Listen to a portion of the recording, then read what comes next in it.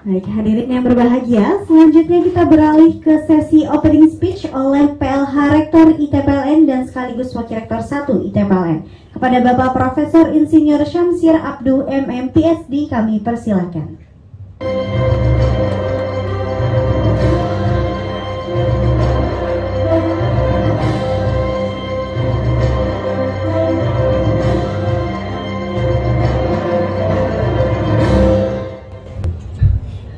Assalamualaikum warahmatullahi wabarakatuh.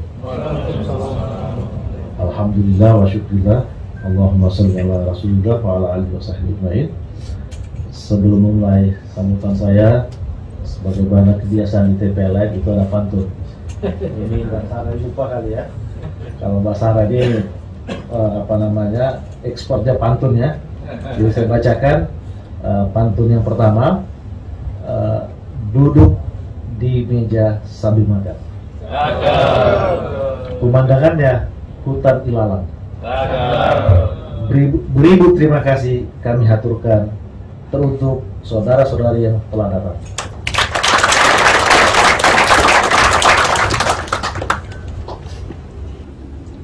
Baik, yang saya hormati narasumber kita, Bapak Dedi Mahardi.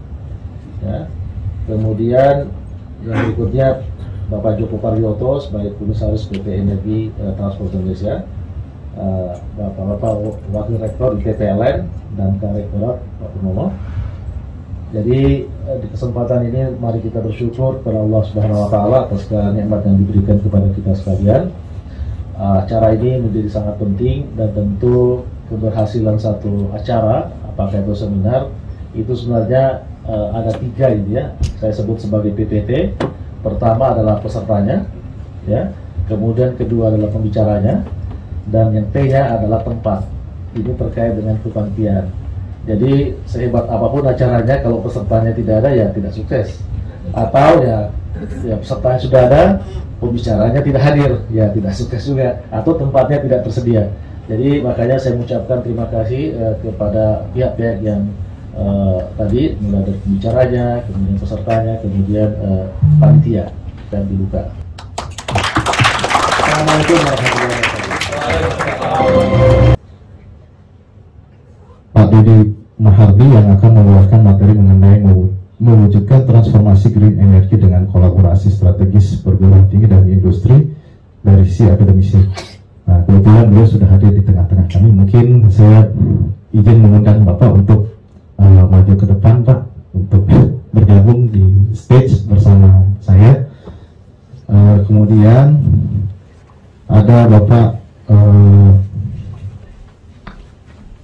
Pak Harim Jawan yang merupakan manajer Puslitbank.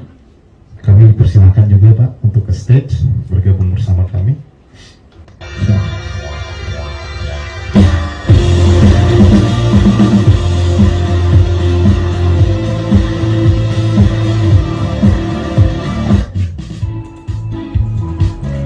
Dedi Mahardi adalah peraih predikat 2 kali The Best Inovator Nasional bidang teknologi yang telah menyumbangkan belasan karya untuk perusahaan tempatnya bekerja.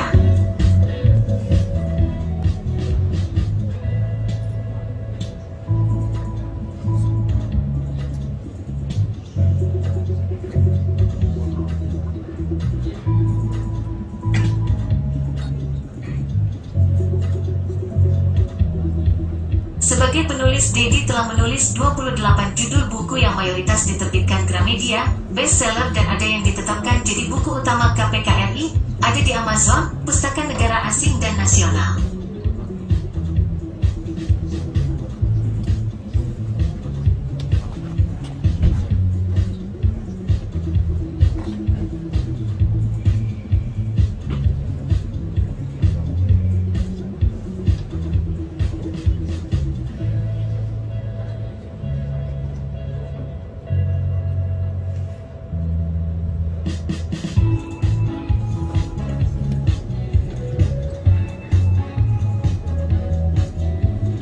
Sebagai pembicara, Dedi pernah menjadi narasumber debat Capres, pembicara event summit, conference, isi kuliah umum, motivator di beberapa instansi serta narasumber beberapa televisi nasional.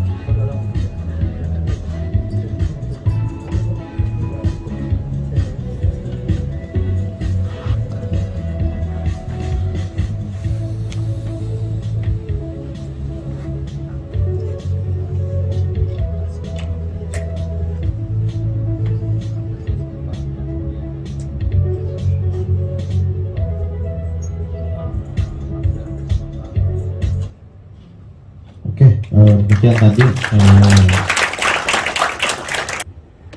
Bismillahirrahmanirrahim.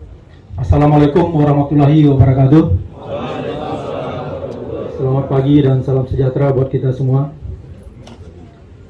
Yang kami hormati Bapak Rektor ITPLN yang dalam hal ini diwakili oleh Profesor Samsir sebagai juga Wakil Rektor 1. Yang kami hormati Bapak-Bapak Wakil Rektor 2, 3, dan 4. Yang kami hormati para manajemen, Pak Haris ya, Kepala Inkubator, para manajemen ITPLN dan para manajemen PLN yang hadir mensupport acara ini. Yang kami hormati juga para tamu undangan dari mitra ITPLN. Dan yang kami hormati dan kami banggakan adik-adik mahasiswa generasi penerus bangsa. Apa kabar semua adik-adik? Saya sebenarnya agak segan panggil adik-adik karena anak sulung saya itu lebih tua dari mahasiswa. Harusnya panggilnya anak ya. Sekali lagi terima kasih atas kesempatan yang diberikan kepada kami untuk memaparkan materi judulnya mentransformasikan green energy dengan inovasi. Ini terus terang di akhir-akhir undangan saya baru agak sedikit kaget, ternyata bukan tentang inovasi saja, tapi lebih kepada transformasi energi. Sehingga materi yang sudah saya susun sebelumnya saya update dulu sedikit. Jadi judulnya Transforming Green Energy with Innovation. Lanjut. Nah, kenapa kita harus bertransformasi? Itu harus karena setiap manusia itu untuk melakukan sebuah kegiatan dia harus punya alasan, dia harus punya justifikasi. Berbeda dengan Allah, Allah membuat sesuatu tanpa alasan. Sehingga lahir Nabi Isa tanpa ibu. Kalau manusia untuk berbuat sesuatu dia harus ada alasannya.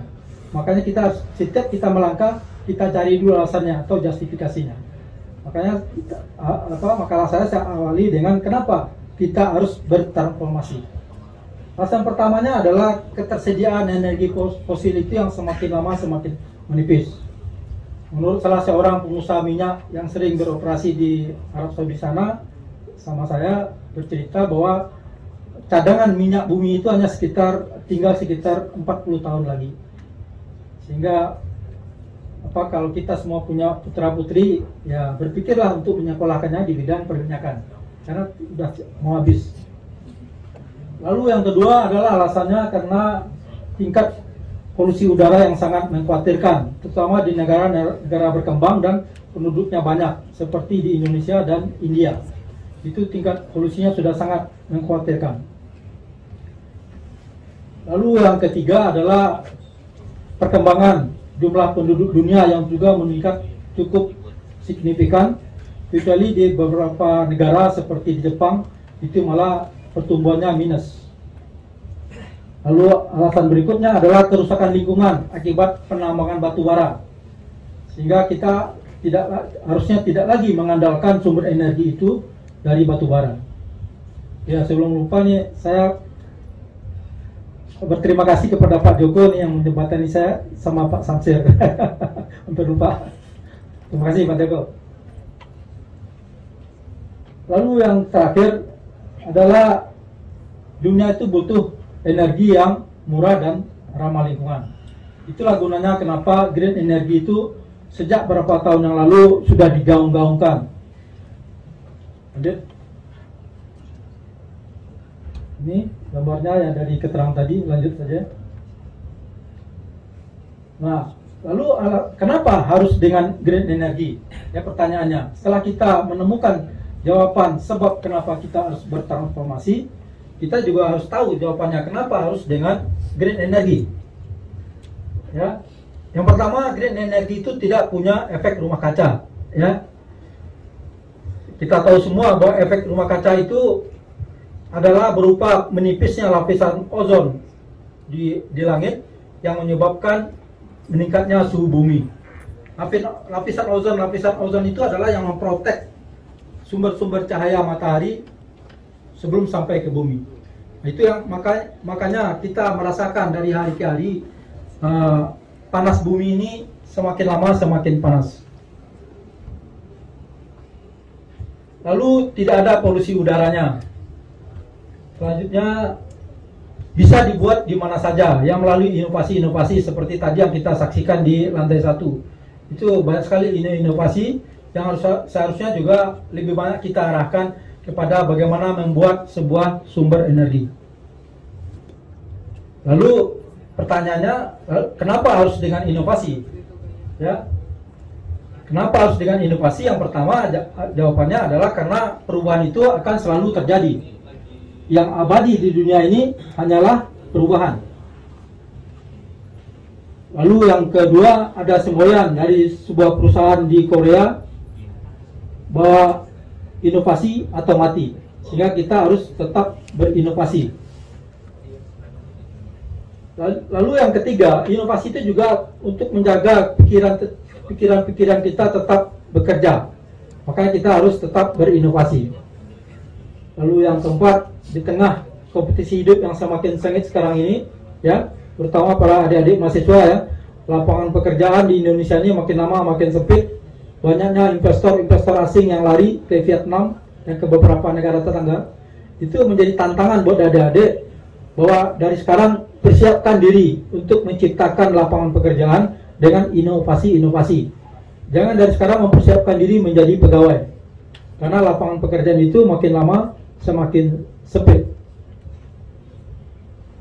Lalu yang kelima, bahwa perbedaan itu adalah sesuatu yang sangat penting. Selanjutnya, alasan yang keenam adalah bahwa inovasi itu akan menumbuhkan semangat, ya, akan menumbuhkan gairah-gairah passion. Lanjut. Nah, dalam berinovasi kita punya 4 guidance atau 4 rule, 4 pedoman hidup.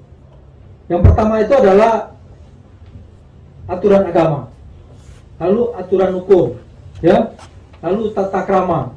Jadi dalam kita berinovasi mengembangkan ide-ide yang ada di pikiran, itu harus tetap berpedoman kepada yang pertama aturan agama, aturan hukum, ya, undang-undang dan lain sebagainya. Jadi kalau ada ide yang kira-kira akan melanggar hukum, itu harus dihentikan, di stop. Tidak ada gunanya, malah akibatnya malah berurusan dengan hukum. Sedikit pengalaman, saya dulu pernah punya teman waktu saya ditugaskan di Palangkaraya. Ada seorang dokter punya ide, tapi idenya melanggar hukum. Ya, seorang dokter, orang tuanya dan pacarnya ada di Jawa. Lalu dia punya ide, ya, karena dia pintar, ya, dengan menjamper telepon umum. Lalu dibawanya telepon sendiri, gitu. Saya sebelumnya sudah pernah peringatkan itu melanggar aturan, tapi karena dia tidak peduli, akhirnya ditangkap oleh polisi. Itu ide-ide inovasi yang melanggar hukum, walaupun menguntungkan buat diri sendiri. Lalu yang kedua, kita butuh ilmu pengetahuan. Nah, untuk melahirkan sebuah ide, sebuah inovasi, kita butuh pengetahuan. Nah, ini juga menjadi tantangan buat generasi muda bangsa ini, terutama adik-adik mahasiswa, bahwa minat baca anak bangsa ini sekarang itu sangat rendah, ya, berada pada posisi 60 dari 62 negara yang diteliti. Ini sangat mengkhawatirkan. Nah, kalau kita belajar dari kenapa bangsa Cina, ini Prof. Samsir tadi menyinggung tentang negara maju. Kalau kita baca buku Cina Megatrend, kenapa Cina itu bisa maju dengan pesat, ya, kunci utamanya dari ilmu pengetahuan. Pemerintah Cina menyediakan perpustakaan hebat dan itu gratis. Lalu menyediakan pusat-pusat penelitian dan itu gratis, ya, yang buat Cina maju pesat sekarang. Lalu yang ketiga, ini yang tidak kalah pentingnya, Cina itu walaupun sebuah negara komunis, walaupun sebuah negara yang katanya demokrasinya demokrasi tunggal melalui sebuah partai komunis, akan tapi kompetisi sama anak bangsanya itu sangat fairness. Ya, adik-adik semua, bapak-bapak, kalau belum baca buku China Megatrend, saya sarankan baca. Itu buku hebat sekali. Saya sampai 3 kali bacanya. Ya, jadi di Cina itu kalau ada anak bangsanya yang kelihatan hebat, berprestasi dan berkontribusi buat bangsa, itu akan diangkat bersama-sama. Tidak seperti di negara ini. Kalau ada orang hebat, bagaimana bersama-sama memfitnahnya, menenggelamkannya. Senang melihat orang susah, susah melihat orang senang. Itu yang ada di negeri ini. Ya, apalagi di sekarang itu dunia politik dikuasai oleh orang-orang yang, ya mohon maaf, konon katanya para dosen justru sangat takut kepada mahasiswa yang IPK-nya rendah. Karena para mahasiswa yang IPK-nya rendah tidak berprestasi tersebut nantinya akan menjadi politikus, ya kan? Ini mengkhawatirkan. Artinya kompetisi sesama anak bangsa ini sekarang itu lebih banyak kepada faktor titipan, ya, faktor setoran, ya. Jadi apalagi sekarang ini, saya tadi cerita sama Pak Joko, saya kebetulan penulis buku utama KPK. Saya dekat dengan para pimpinan KPK. Itu hampir semua instansi itu korupsinya merajalela. Kenapa? Karena untuk mendapatkan sesuatu itu, mendapatkan posisi sesuatu di BUMN itu ada harganya, ada setorannya. Untuk mendapatkan setoran, untuk mendapatkan uang setoran, ya caranya menyeleweng. Ya, itu sangat menyedihkan. Ya, buat adik-adik mahasiswa, pegang dari sekarang, jangan pernah lakukan. Ya, hiduplah secara jujur dan berintegritas. Ya, buat yang muslim baca itu surat Al-Maun. Kalau surat Al-Maun itu diterapkan dalam kehidupan sehari-hari oleh seorang pemimpin atau seorang muslim, itu negeri ini akan sejahtera, saya yakin. Cuma sayangnya banyak orang beragama sekadar menghafalkan ayat Al-Quran, beribadah, tetapi hikmah ibadah dan ajaran-ajaran agama yang harusnya diimplementasikan dalam kehidupan sehari-hari itu tidak digunakan. Ya, berdusta itu sangat dilarang oleh agama. Tetapi di negara ini berdosa seperti hal yang biasa.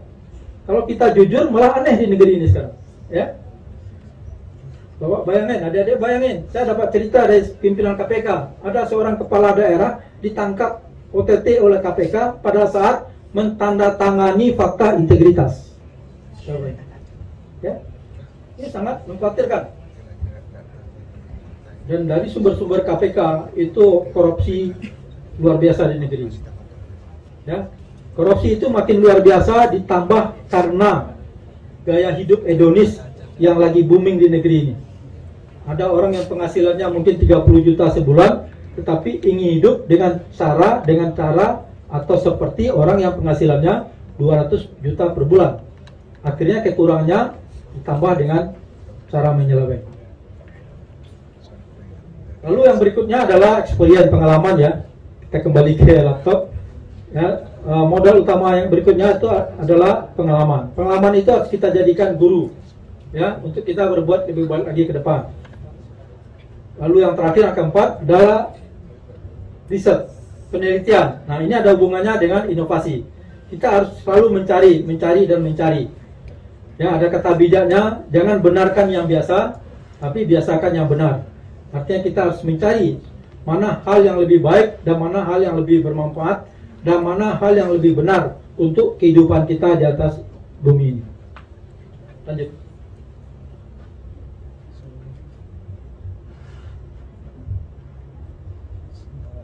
Nah, ini untuk kita berinovasi atau berkreativitas, ini pedoman yang harus kita jadikan acuan untuk kita berbuat inovasi. Yang pertama itu harus positif, ya. Jadi jangan seperti dokter yang teman saya tadi, itu negatif, ya. Lalu yang kedua, efek dari inovasi kita itu paling tidak ada berupa efektif, ya. Lalu ada nilai efisien. Efisien itu bisa dari waktu dan bisa dari uang. Lalu yang keempat, kalau kita punya ide, itu harus punya perbedaan yang sangat signifikan. Jangan seperti kata kebanyakan orang, tiru, ubah, ya, apa gitu? Nah, tiru, modifikasi. Itu jangan. Kalau bisa munculkan ide yang betul-betul murni dari diri kita sendiri. Lalu yang kelima, inovasi kita harus berupa solusi dari masalah. Ya, jangan dari ide kita itu malah menambah masalah. Lanjut. Lalu kita bicara apa yang men-trigger, ya, apa yang memotivasi orang untuk berinovasi. Yang pertama itu adalah problem, masalah. Lalu kepedulian. Nah, ini yang penting dari semua. Ini yang di lingkungan anak muda sekarang itu kepedulian itu sangat kurang. Anak muda sekarang itu acuh, ya. Nanti saya bicara tentang inovasi saya yang berdasarkan kepedulian. Kita harus peduli melihat lingkungan, peduli melihat sistem, peduli melihat orang lain. Nanti dari kepedulian itu nanti akan muncul ide-ide, ya. Lalu yang ketiga adalah kompetisi, ya. Kompetisi di suatu lingkungan, apa di lingkungan perusahaan, di lingkungan mahasiswa, itu juga sangat penting. Tadi saya dapat bocoran dari Prof. Samsir bahwa sekarang itu untuk menjadi mahasiswa yang mahasiswa terbaik, Pak, ya, mahasiswa berprestasi, tidak hanya mengacu kepada IPK, tetapi juga ada poin-poin karya, ya, apakah itu karya tulis atau inovasi atau apapun, atau lomba pidato atau apapun yang menjadi nilai plus bagi seorang mahasiswa. Ini bagus sekali, Pak. Ini nanti saya mohon izin saya sampaikan ke rektor-rektor yang lain, Pak, ya. Saya kebetulan banyak kenal rektor, Pak. Ini ide yang bagus dari ITPLN, ya. Jadi memang kecerdasan itu bukan segalanya. Hasil penelitian Harvard University bahwa 80% faktor sukses, ya, itu bukan ditentukan oleh kecerdasan, tetapi 80% itu ditentukan oleh faktor networking dan komunikasi. Jadi ada di semua, perkuatlah faktor networking dan komunikasi, ya, bahasa Inggris, bahasa asing, dan perkuat mulai dari membangun kepribadian yang bisa berorganisasi untuk membangun networking, ya. Lalu yang keempat, responsible atau bertanggung jawab, responsif. Itu juga sangat penting untuk menimbulkan ide-ide di dalam diri kita masing-masing. Selanjutnya, pengalaman buruk itu juga bisa menjadi ide, timbulnya ide. Itu untuk mengubah pengalaman buruk itu menjadi sesuatu yang lebih baik. Selanjutnya, kesulitan. Itu juga menjadikan kita muncul ide-ide untuk mengatasi kesulitan tersebut. Lanjut. Lalu apa yang men-trigger inovasi juga di lingkungan perusahaan itu adanya internal kompetisi. Kompetisi internal yang fairness, ya. Seperti tadi sudah ada di ITPLN, ya. Ada lomba inovasi, itu sesuatu yang bagus untuk men-trigger mahasiswa yang lainnya yang belum punya karya inovasi untuk berinovasi. Lalu ada eksternal kompetisi, ya. Selanjutnya ruang kerja yang santai, yang nyaman, itu juga dapat membangkitkan ide-ide dalam pikiran. Makanya ruang-ruang kerja di tempat kerja seperti di Google itu seperti taman, ya, untuk membuat orang santai bekerja, tidak tegang, tidak kaku. Lalu yang ke-10-nya, reward dan punishment, ini juga penting. Ya, di Indonesia ini orang-orang berprestasi, orang-orang yang punya kemampuan itu sepertinya tidak dihargai, ya. Makanya sekarang ada apa? Ada kredo, ya. Pergi saja dulu, apa? Hah? Kabur saja dulu. Karena memang di negeri ini nggak dihargai. Yang dihargai itu di sini viral, terkenal, ya, dan banyak uang. Nggak peduli uang dari mana. Saya sekitar tahun 2014 diundang bedah buku di Universitas Kebangsaan Malaysia, bro. Begitu selesai saya bedah buku, saya ditawarin jadi warga kehormatan Malaysia. Karena bagi Malaysia, intelektual, kemampuan menulis buku itu sesuatu yang sangat bernilai. Di negeri ini orang nggak peduli, Pak.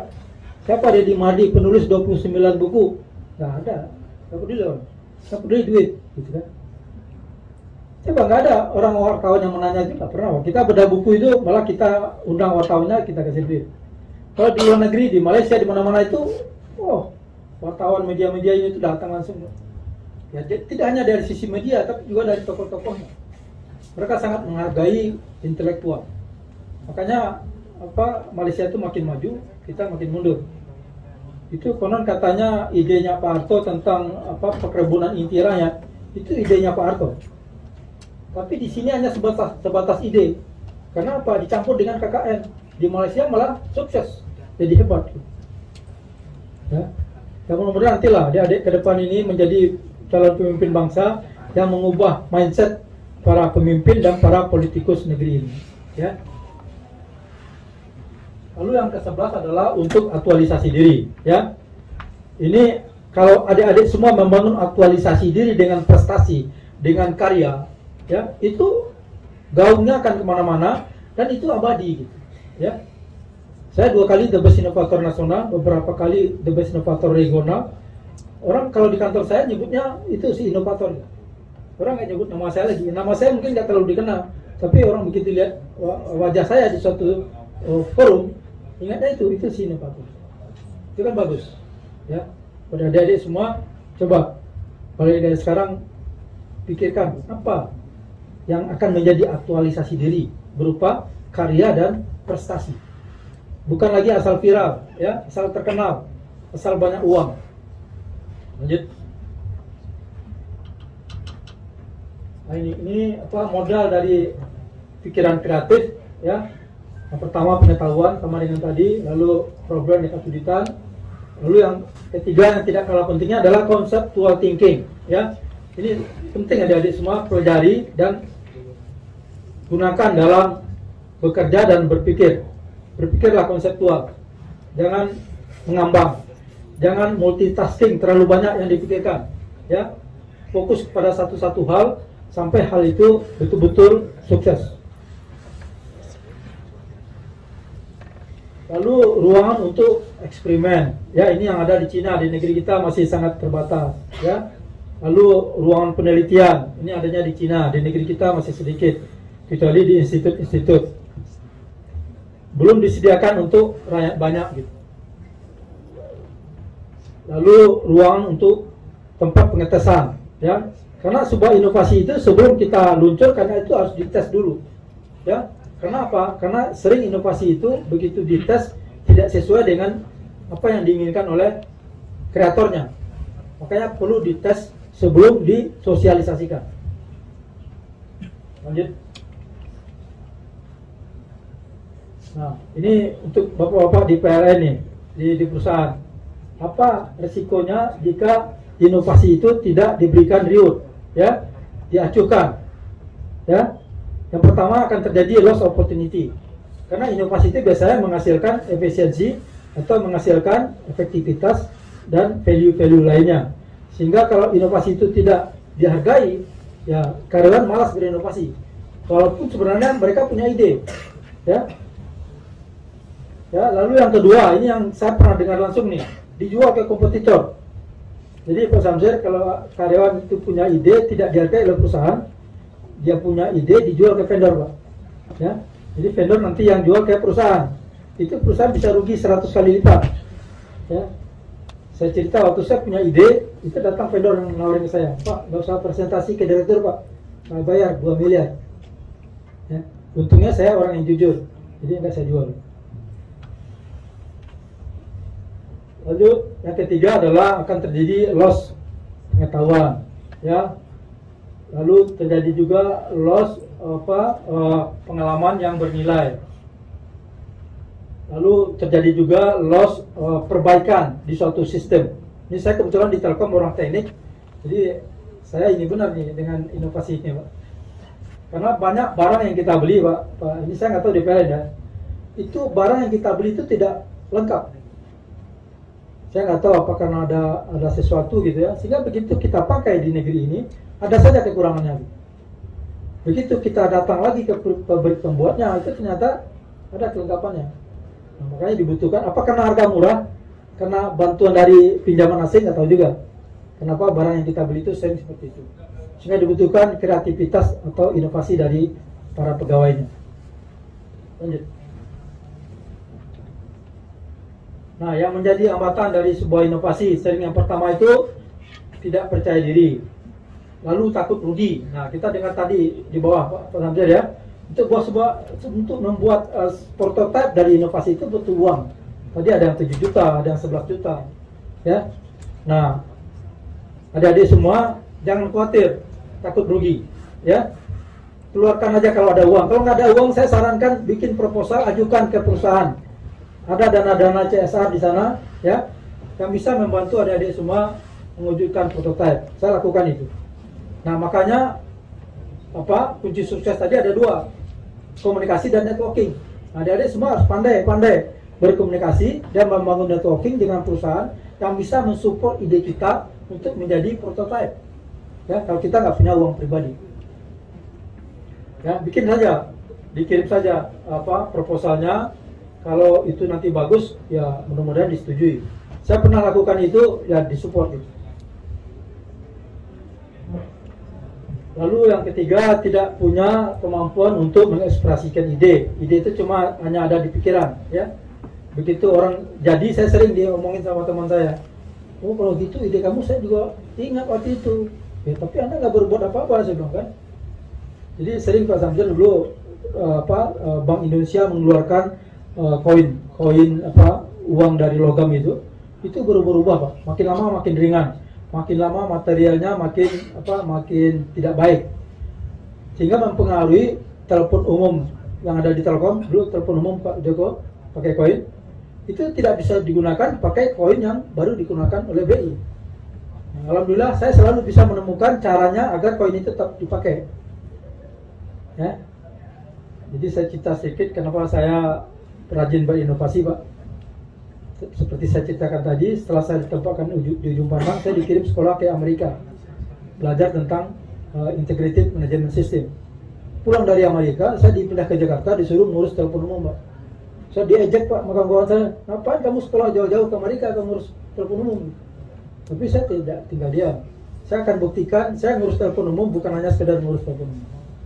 Sehingga saya buatlah karya-karya inovasi, apapun masalah-masalah yang ada di telepon umum itu saya solusikan. Sehingga pernah saya langsung didatangi oleh wakil direktur utama. Itu merupakan juga aktualisasi bagi diri saya sebagai seorang pegawai.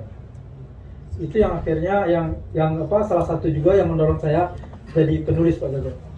Ada pengalaman yang gitu Pak, diejek orang, dihina orang, itu tantangan.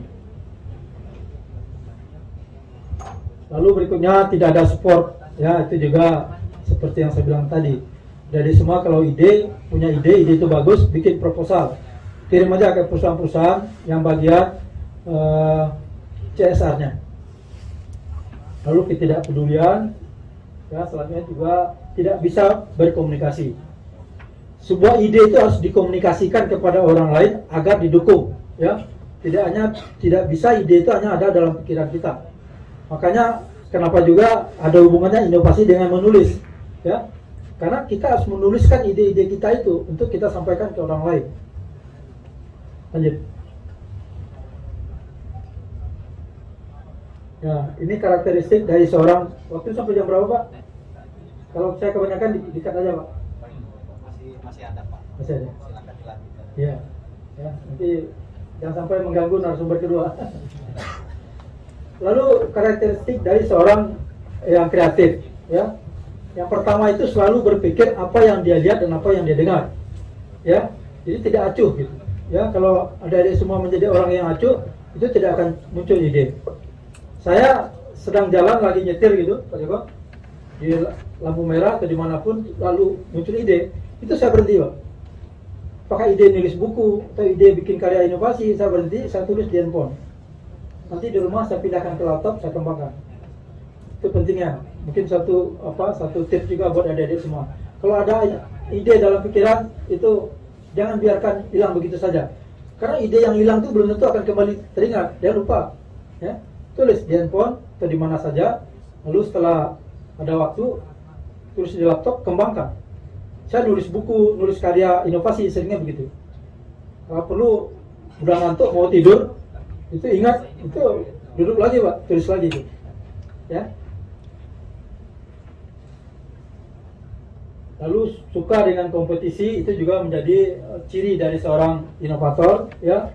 Suka berdiskusi tentang masalah, ya. Suka dengan tantangan, suka dengan perubahan, itu juga merupakan karakter-karakter dari seorang inovator. Nah, kalau adik-adik semua belum punya karakter ini, coba dibangun. ya, dibangun karakter seperti itu agar menjadi seorang inovator. Lanjut. Nah, ini tadi dari banyaknya inovasi dan pengalaman saya berinovasi, ya, saya kadang-kadang punya ide itu menurut saya sederhana, ya, tetapi jadi the best inovator.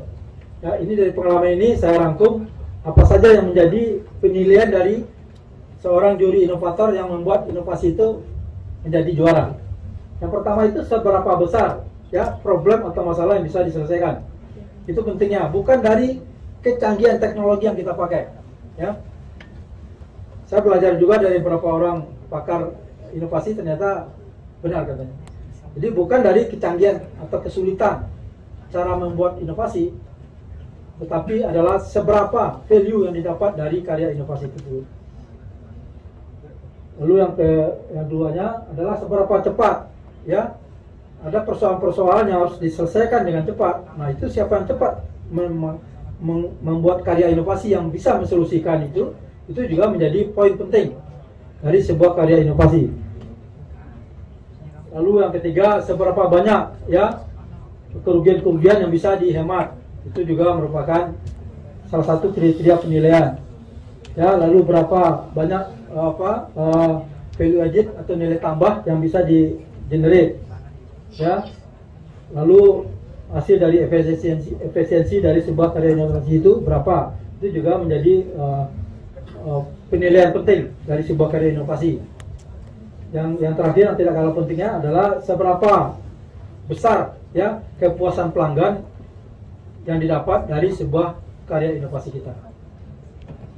Lanjut. Ini saya beri contoh dikit.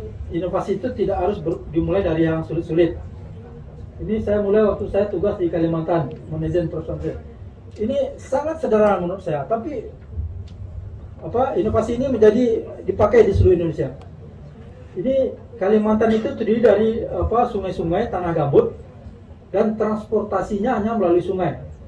Nah, kita di Telkom itu sering membuat stasiun radio adanya di tengah hutan. Kita kesulitan membawa diesel, membawa barang-barang berat dari pinggir sungai ke tengah hutan. Waktu saya tugas di sana, saya punya ide. Saya beli papan balok itu, saya bikin seperti rel kereta api, ya. Lalu saya kasih sabun cap tombak itu di atasnya, sehingga licin. Lalu diesel ini saya taruh di atas itu, tinggal didorong. Jadi begitu kita tulis waktu itu di majalah Telkom, ada majalah Telkom, itu ternyata banyak yang pakai. Pak, terima kasih idenya Pak, kami belum berpikir sampai ke situ waktu itu. Ya, jadi ide inovasi itu tidak harus berpikir yang berat-berat dulu. Yang penting bisa mensolusikan masalah. Ya, ini ide yang sangat sederhana. Lalu ini ide juga di Padang, ini saya ketemu nih di tempat orang jual es krim, ya, pengamen yang ada drumnya, yang ada gitarnya, tapi ini sendiri dia, ya, dipakai sedemikian rupa alat-alat dari sangat sederhana, pakai pipa air itu dia main musik udah lengkap, jadi seperti band, tidak hanya sekedar gitar gitu. Ya, ini sangat sederhana, tapi ya luar biasa efeknya gitu. Ya, pengamen lain hanya pakai gitar, dia lengkap. Sehingga dia kalau orang mau ngasih itu, orang segan ngasihnya 1.000-2.000 kan, karena lengkap gitu. Ini ide yang saya ceritakan tadi. Waktu itu Telkom bekerjasama dengan operator swasta mengoperasikan telepon umum kartu magnetik. Telepon kartu magnetik itu adalah telepon umum yang bisa digunakan untuk interlokal dan internasional. Setelah kita kerjasama dengan swasta, terjadi fraud. Jadi pas pulsa yang muncul di meteran sentral Telkom dengan hasil penjualan kartu itu jomplangnya luar biasa. Telkom rugi 200 miliar per tahun. Saya karena diejek pulang dari Amerika ngurus telepon umum, saya bertekad ini harus saya temukan sebab. Jadi di card reader telepon itu, ya, ada tombol digital gitu 101. Ya, itu gunanya untuk memproses kartu. Jadi kita punya kartu 100 unit, kita pakai nelpon 25 unit, itu harusnya kan potong 25 unit sehingga begitu selesai telepon kartunya menjadi sisa 75 unit. Ternyata begitu dibalik, ya, 101 itu dibalik jadi 010, itu perintah potong berubah menjadi perintah tambah sangat sederhana, ya. Orang nggak ada nyangka itu. Saya nemukannya. Jadi itulah yang penyebabnya kenapa kartu telepon umum itu bisa dipalsu. Ya. Jadi para orang-orang fraud ini, para penipu ini masukkan kartu itu yang 25 unit, Pak, dipakainya nelpon agak 300 unit, ya kan? Dengan membalik kembali itu, keluarnya kartunya jadi 325 unit. Tanpa modal apa-apa. Ya. Ya, harga kartu yang waktu itu lumayan mahal ya, 100.000, 200.000. Ya, bisa di ini. Nah, saya waktu menemukan ini cerita sama beberapa orang vendor, Pak. Saya dibilangin, Pak Didi, kamu jangan presentasi ke direksi deh, usah cari nama deh, saya kasih duit 2 miliar. Saya pikir dalam hati saya, kalau dia bayar saya 2 miliar, paling dia jual ke Telkom 100 miliar. Cuma ya alhamdulillah karena saya dari kecil diajarin orang saya jadi orang jujur, Pak, saya tidak jual. Pertama, saya tidak jual karena itu bukan murni punya saya sendiri, karena saya lakukan penelitiannya menggunakan alat-alat Telkom, dan saya mengadakan penelitian pada saat jam dinas, ya. Jadi saya berpikir ini bukan hak saya 100%. Saya tidak punya hak untuk menjual.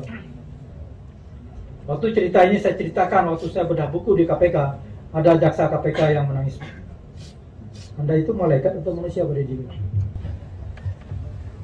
Ya, ini 2 kali ya, saya 2 kali The Best Inovator Nasional.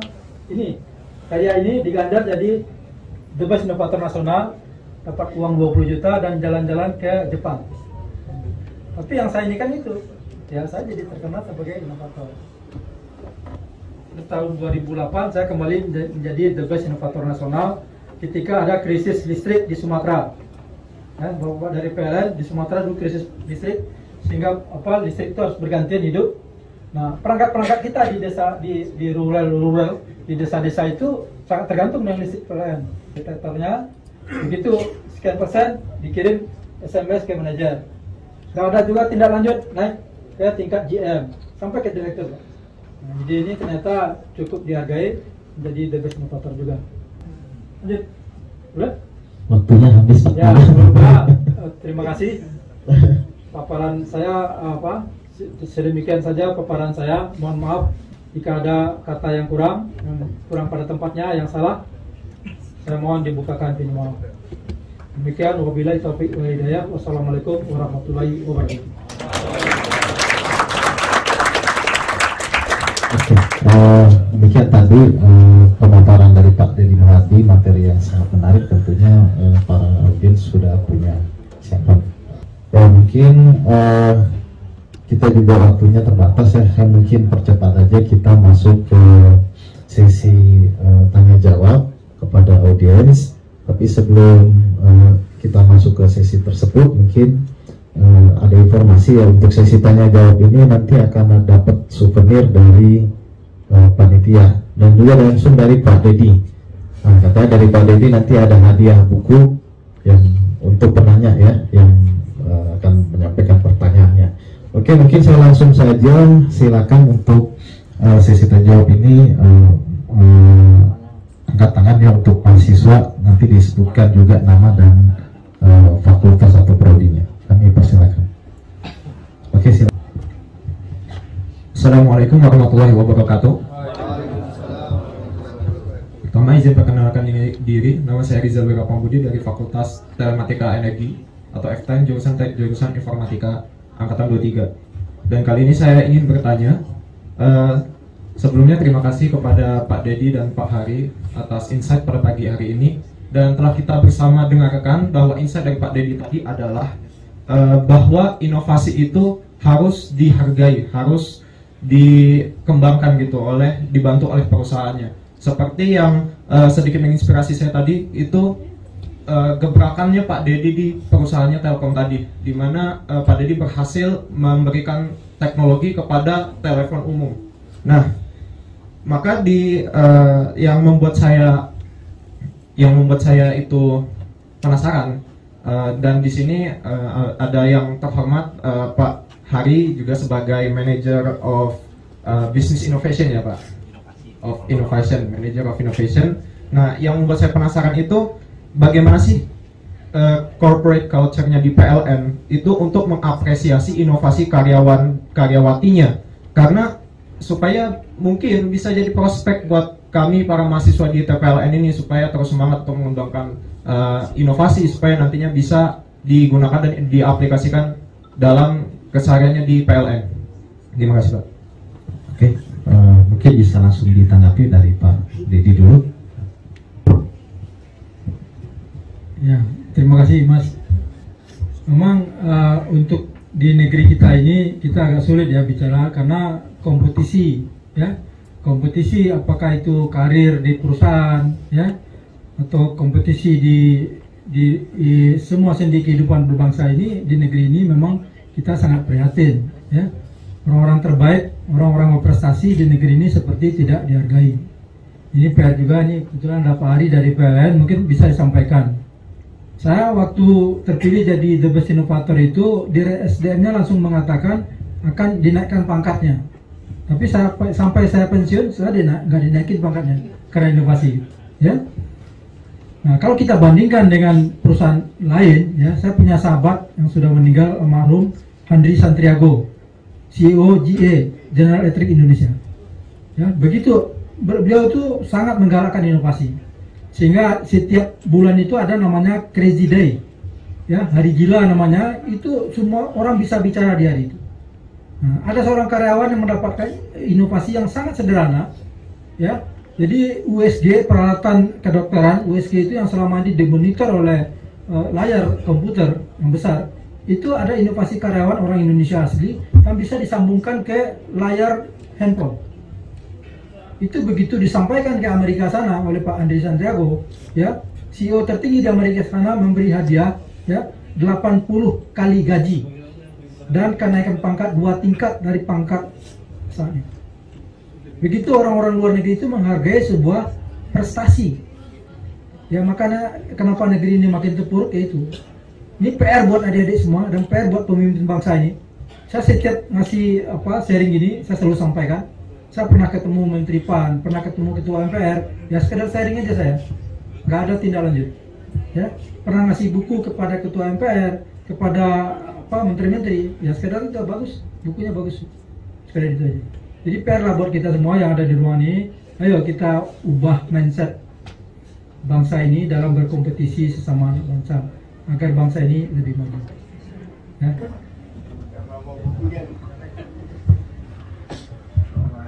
Silakan Pak. Ya, terima kasih luar biasa Pak. Ini menarik, pembicaranya luar biasa semua juga.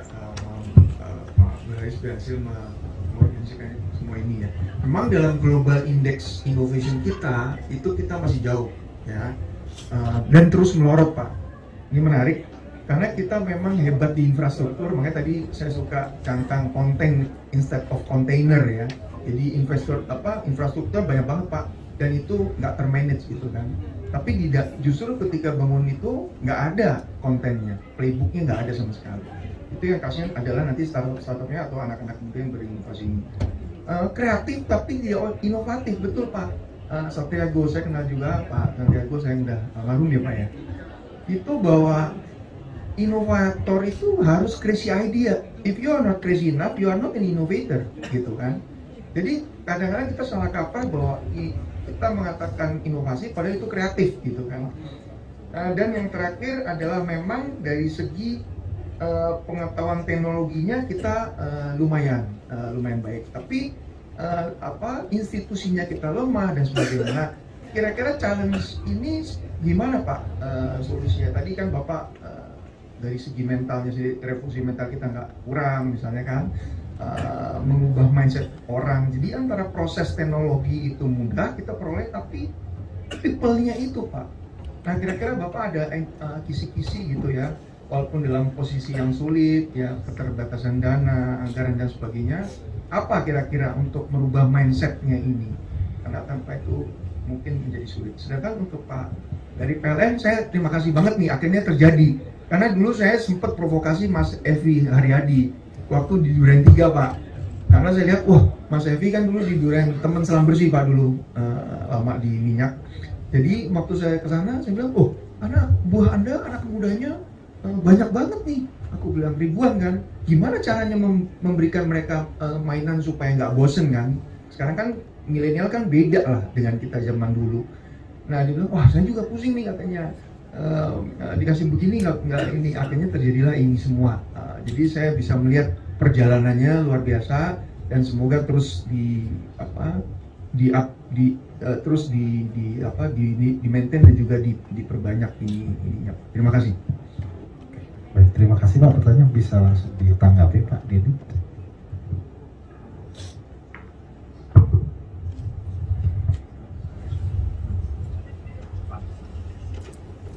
Terima kasih Pak Led.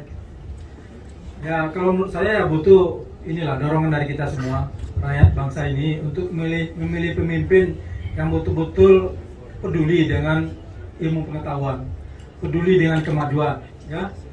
Jangan hanya karena amplop serangan pajak 50.000, 100.000, ya kita asal pilih. Ya, sebenarnya sudah ada pemerintah mendirikan Badan Inovasi Nasional. Tapi kalau saya lihat orang-orangnya dan pelindung dan pembinanya yang ada di sana, saya pesimis Pak. Ya, harusnya dicatat tuh, dicari-cari orang-orang siapa yang menghasilkan karya inovasi, ditaruh di situ. Karena inovasi itu tidak hanya butuh ilmu Pak, butuh semangat, butuh jiwa inovasi gitu. Ya, jadi menurut saya ya kalau ada kans untuk menyampaikan kepada Bapak Presiden, itu Badan Inovasi Nasional itu dirombak total orang-orangnya. Dan visi dan misinya berubah gitu. Kumpulkan semua inovator-inovator bangsa itu, ya, apakah itu dari daerah-daerah, ya, di satu tempat, di satu institusi itu, dan beri kesejahteraan melebihi kesejahteraan rata-rata gitu. Nah, sekarang sangat sedih Pak, tunjangan dosen aja dipotong Pak. Ya, gimana pendidikan bangsa ini mau maju? Iya, itu saja. Silakan Pak Arif, baik, satu penanya lagi. Mohon maaf waktu kita agak satu penanya lagi ya. Itu ya? Itu yang cewek aja nih kayaknya. Silakan, itu ya Dok. Oke, silakan perkenalkan nama dan asal. Sebelumnya saya ucapkan terima kasih atas kesempatan ini. Terima kasih Pak Dedi, Pak Hari yang sudah datang untuk mengisi seminar kali ini. Perkenalkan, nama saya Gabriela Martinarti Besang dari Fakultas dari FKED, jurusan S1 Teknik Tenaga Listrik dengan NIM 202414110. Jadi sebenarnya pada kesempatan kali ini saya lebih ingin bertanya kepada Pak Dedi terkait dengan ya tagar yang akhir-akhir ini blow up ya, terkhusus untuk generasi Z seperti saya, kayak kabar aja dulu. Kayak Bapak kan bilang kayak sebelumnya itu Bapak sudah ditawari untuk pindah ke negara jiran kan. Apa alasan yang membuat Bapak, oh saya harus tetap bertahan di Indonesia, dan kenapa ya itulah kenapa Bapak tetap ingin stay di negara ini, sedangkan Bapak sudah tahu kalau inovasi itu kurang dihargai, ilmu pengetahuan itu kurang dihargai, not really valued. Ya gitulah Pak, kenapa Bapak tetap ingin di sini setelah banyak sekali kesempatan ya Pak. Bapak udah dapat pengen pindah ke Malaysia, Bapak sudah pernah kuliah di luar negeri, ya seperti sama. Gabriel ya namanya? Iya Pak. Ya, terima kasih ya. Jadi kenapa saya tidak pindah ke negara lain? Karena saya cinta negara ini. Ya. Saya ingin menjadi anak bangsa yang ikut berperan memperbaiki bangsa ini. Jadi yang pertama itu, saya punya integritas, saya cinta negeri ini, saya ingin ikut memperbaiki negeri ini. Yang kedua, saya sebagai umat muslim sangat yakin bahwa setiap perbuatan baik akan kita terima balasan kebaikannya. Tapi saya sekarang itu sudah merasakan ada berkah-berkah dari Allah yang tidak saya kira-kira. Ya, saya pernah dipanggil oleh adik kandung presiden. Ya, saya pernah diundang menjadi pembicara di event-event. Ya, saya sudah pembicara summit segala. Ya, saya pernah diundang oleh seorang Kapolda. Ya, ketika saya bedah buku di Lemhanas, lalu ada seorang staf pengajar Lemhanas yang pangkatnya waktu itu bintang 1, lalu diangkat jadi Kapolda. Begitu beliau jadi Kapolda, saya pertama kali yang ditelepon. Saya diundang menjadi pembicara di Polda dan dijemput di airport. Itu penghargaan-penghargaan yang menurut saya tidak bisa dinilai dengan uang. Ya, jadi berkaryalah terus, berbuat baiklah terus, jangan berpikir apa yang saya dapat. Ya, saya merasakannya. Jadi kalau ada ingin tetap berkarya di negeri ini, insya Allah nanti akan ada balasannya. Walaupun balasannya tidak seperti yang kita pikirkan, tetapi lebih dari yang kita perkirakan.